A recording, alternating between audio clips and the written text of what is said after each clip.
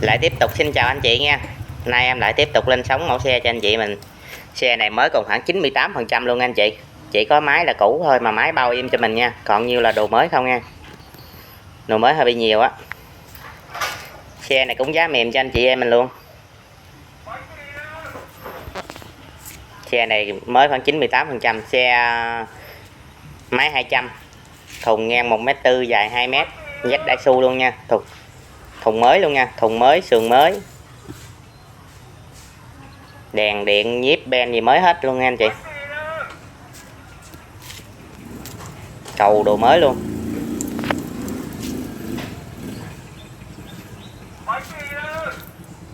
đó.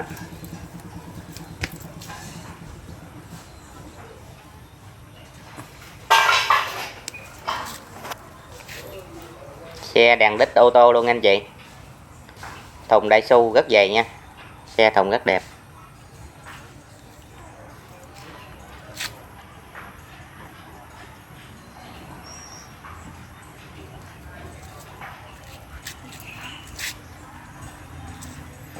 Bên em có hỗ trợ giao xe cho anh chị em mình luôn nha. Anh chị em mình có mua xe thì liên hệ em nha, qua số điện thoại em có ghi trên màn hình á, 097 179 6065 nha anh chị.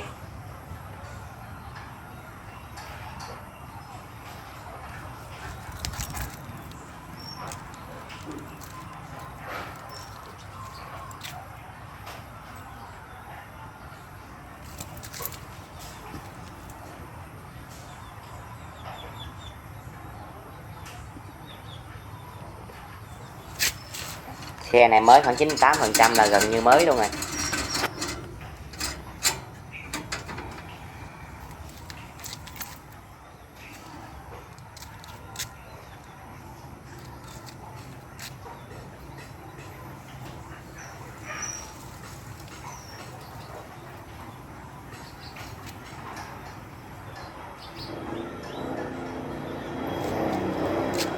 Xe này dai rất dày nha anh chị.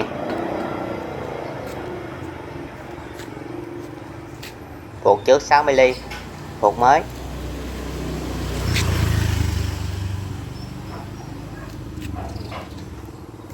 Đây để em ben lên cho anh chị mình xem nha.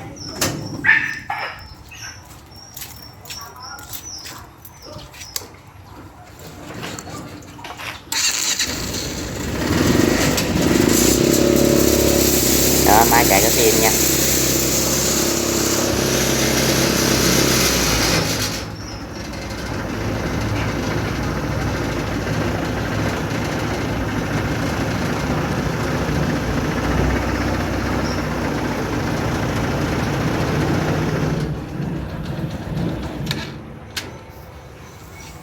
Thùng này thùng kẽm, thùng mới luôn thì khỏi phải bàn à. Bên em đóng rất dày nha.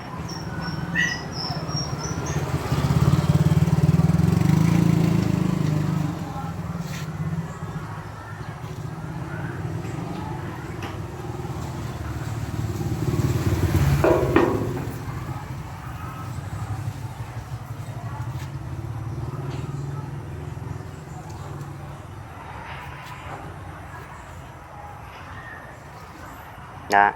Rồi có anh chị nào cần thì xin liên hệ em hoặc kết bạn Zalo để em gửi cho anh chị mình nha. Bên em có rất là nhiều mẫu loại xe nha anh chị. Xe này bình lớn luôn.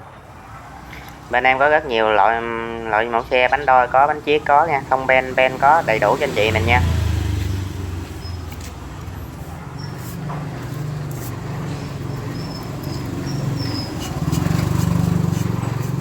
Và em cảm ơn anh chị đã theo dõi kênh của em nha. Dạ, máy bay em xin chào anh chị ạ.